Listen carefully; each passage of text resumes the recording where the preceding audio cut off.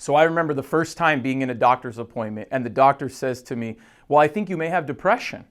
And I remember sitting there when I was 19 years old and said, excuse me, what? I'm not depressed. I don't feel depressed. And he said, well, actually, based off of this, and this, and he gave me some random symptoms, he said, I think you may have depression, maybe some anxiety, maybe you struggle in that area. And I remember feeling really awkward, really uncomfortable. I didn't really want to talk about that. And I definitely didn't admit to having that. And I went on a journey. I went on a journey throughout my 20s and read books and studied and kind of paid attention to what depression is, what anxiety really is. And it's not something we typically talk about because when we make videos like this, we're talking about how to get ahead, how to be a winner, how to be a business owner, how to be a millionaire. But I want you to know that there's a vulnerable side to people, men and women that are out there, and a lot of people struggle with depression and anxiety.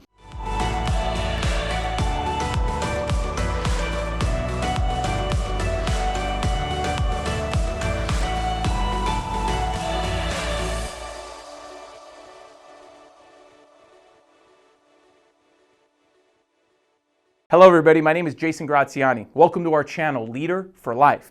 Today we're going to be talking specifically about if you have anxiety, depression, or if you work with people that have anxiety and depression, what are some steps to overcome it? What are some steps and just to kind of create that awareness? What do I do? How do I feel? I don't know how to adapt. I don't like talking about this. I never thought in a million years that I would talk openly on a camera in front of the general public about these types of things. This is something that I see many people struggle with, and in light of the worldwide pandemic that we're coming off of, and I see different people struggling with abuse in the household, drugs and alcohol potentially, maybe self-deprecating thoughts, maybe that leads into isolation and that leads to maybe weight gain or people eating incorrectly, and all of these things kind of fall in one big umbrella. Now I want to disclose up front, I am not a doctor, I'm not a psychiatrist, a psychologist, I am not medically trained, professionally trained in this area, but through years of experience of working with people and then overcoming my own challenges, I want to give you a few tips that helped me get through it, and then helped many, many women that I've worked through overcome their anxieties, overcome their depression symptoms, and I hope that this helps you out. And so the first thing that's important to understand is having a general awareness. If you're not aware of those symptoms or potentially how you are to other people or the thoughts that you put into your own mind, it's going to be very difficult to overcome it. So the first step is not what other people think, not what books say or anything, but what's your level of awareness of yourself? And I wrote 3 questions. Number 1, what are your own symptoms? For myself, I remember going to a doctor and saying, hey, I'm not eating regularly, or I go on these work stretches where I don't eat for a while and then I eat a lot, or sleeping, my sleeping is off. Like I go on these stretches where I work really, really, really hard, or I'm studying a lot in college and then I crash out for 12 hours, 14 hours, and it just seems like my eating and sleeping is off. And then for me, it was irritability. It seems like things bothered me, and people would talk to me, and I would be bothered by things. And I said, why am I bothered by these things? What is it about it? And I kept thinking it was everybody else. And of course, you find out that it's yourself. And once I became aware of that, I knew I was going to be irritable with things. So the things started bothering me less. Or I knew that if I didn't pay attention to having a regular sleeping pattern or an eating pattern, that I'm going to affect myself in a negative way. But once I became aware of those things, I started becoming better. What triggers them the most? So once you know your symptoms and the way that you think or the way that you behave, ask yourself a serious question.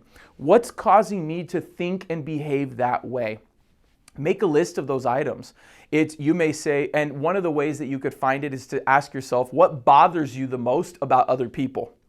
And so by making a list of what's bothering you, what you end up finding is things that may be about yourself that you may not like, things maybe about yourself that you're not addressing, but at the same time, this isn't a negative conversation. It's a positive conversation. Because typically if you say, what is it about yourself that you don't like? Or what is it about yourself that you're not doing well? We tend to kind of cave in. We tend to kind of become a smaller version of ourselves, a shell of ourselves. Instead, I want to empower you. I want to empower you and say, no, that's who I am. That's how I am. Because human beings, let's face it, guys, we're all a little bit messed up.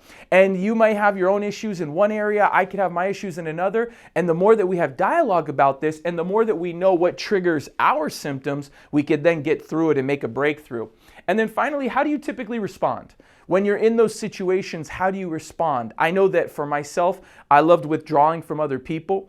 I used to take my car, okay? It was actually a small truck. It was a Ford Ranger XLT. And I remember, and that's a small truck, by the way, and I would drive to the top of a parking structure because I knew nobody would be there. And I was in a busy city in Los Angeles where I was going to college. And I remember going up to the parking structure because I could turn on my radio and I don't have to see anybody and nobody knew where I was. I remember times just driving to the beach. And if you have a coast nearby, you've probably done this many times.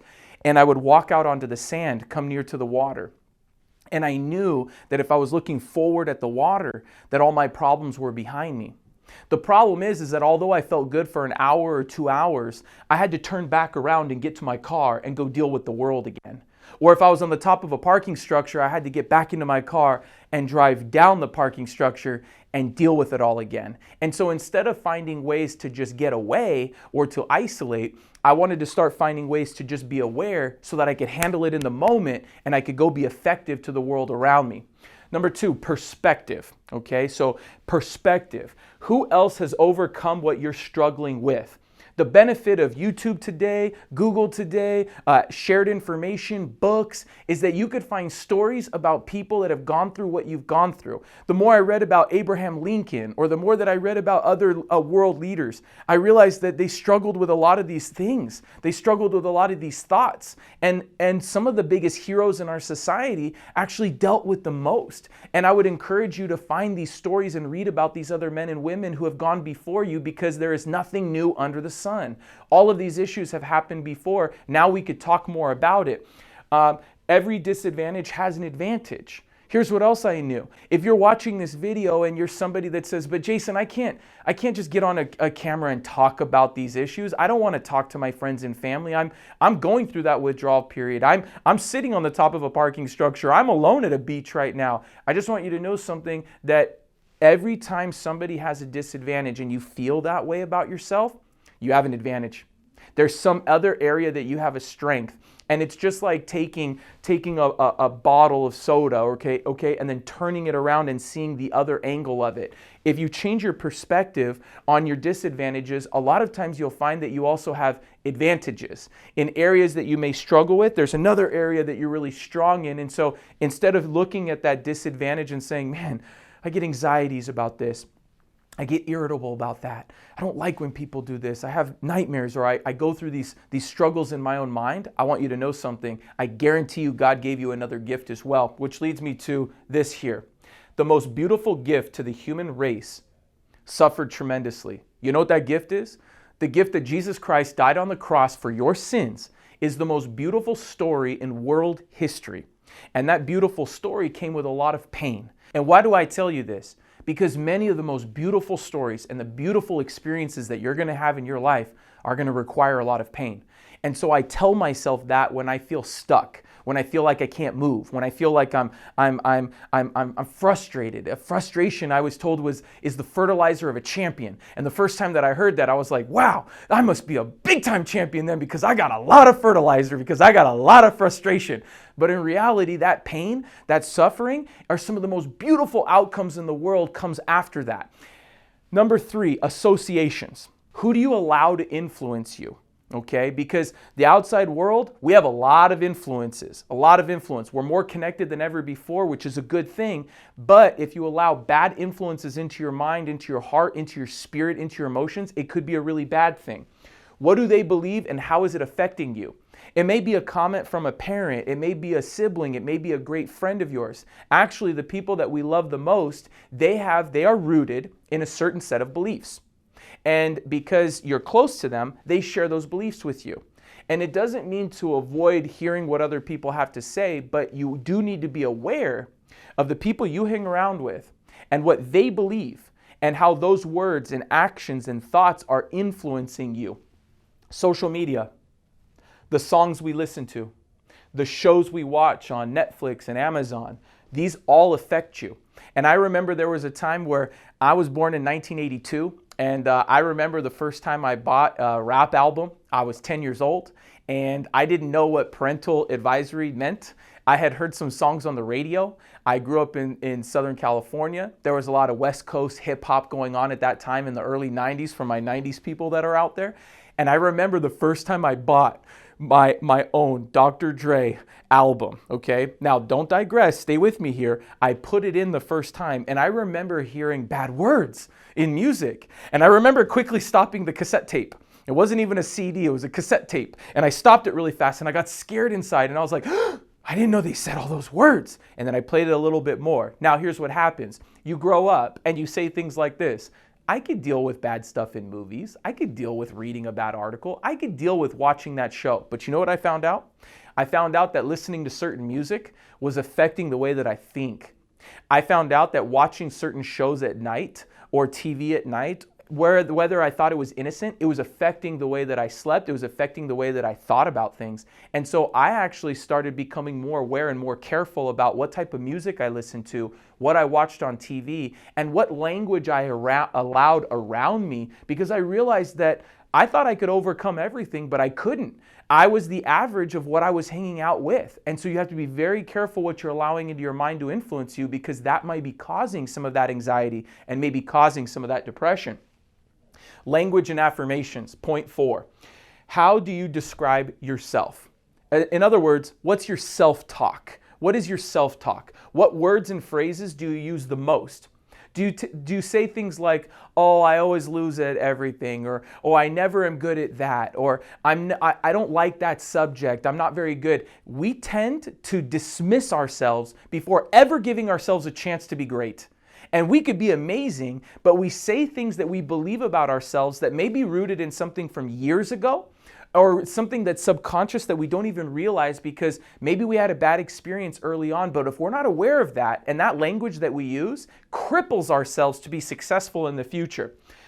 How do you think about your family? How do you think about your career? What language do you use about the city that you live in, the home that you live in, the car that you drive? What contribution you give to the community? What is the language that you say about that? Are you saying things like, oh, who notices me? Another Dale, another dollar, just going to pay the bills. Wednesday, hump day. Friday, happy hour. Saturday's a barbecue. Sunday, I'm depressed. And it's doing this cycle over and over and over again. That's all language that doesn't serve us. And you want to know where it could be most commonly found?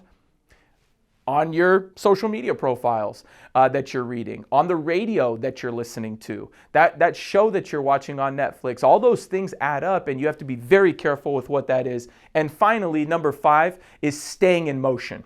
What do I mean by staying in motion? This is a big one. This is a really big one. Be responsible for something every day. Be responsible for something every day. I remember when our CEO's wife at a convention said, responsibility is the new sexy. Responsibility is the new sexy. And I'll never forget that talk that she gave, and her name is Jennifer, and she did a great job with it because I completely subscribe to that thinking. You want to know why? I don't know where I'd be today if I didn't submit to responsibility, because responsibility gave me purpose. And that responsibility could be to raising your children.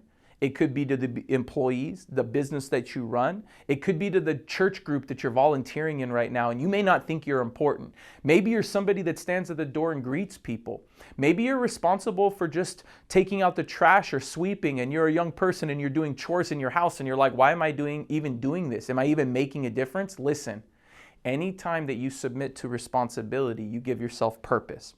When you give yourself purpose, you feel that you're valuable. When you feel that you're valuable, you tend to like yourself more. And when you like yourself more, you tend to treat other people and the relationships that you're in better. And when you treat those relationships better, you tend to be more successful in society, and all of it goes together, and it starts with submitting to responsibility. Idle people tend to be more self-destructive. I know, and I say this in my office to the men when I'm speaking. We often do men's trainings and women's trainings at our office, and I tell the men, I said, men, how fast when we hang out with each other and we have nothing to do, go back to being a little boy, how fast when we're hanging out with each other, do we know how fast we could become destructive? Remember when we were young kids and we said this, and we're summers and we're riding our little bicycles, and we say something like this, hey, I got an idea. And you know what? I want you to know that if you're a guy listening to me right now and you think back to what that idea was and whatever your friend said, maybe you were the one with the idea, maybe you're the one that followed, but you know that when those guys were left by themselves for several hours or a few days, they're going to get into trouble because idle people don't do very well. Listen, the labor participation rate in the United States is somewhere around 62% last I checked. What that means is this: of all the able-bodied adults that can work, about 62% do.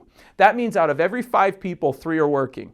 So you have 3 workers and 2 idle people. Idle means you're not taking a lot of action, you're sitting at home, maybe you're just collecting a check, something like that. Listen, if you're struggling with something physically, mentally, or anything, I am not judging your situation at all. I don't know the situation that you're currently in. However, I know this: I believe there are more people idle today that should not be idle because they're not choosing, and these are basic steps that are going to reduce anxiety and they're going to reduce depression in your everyday life.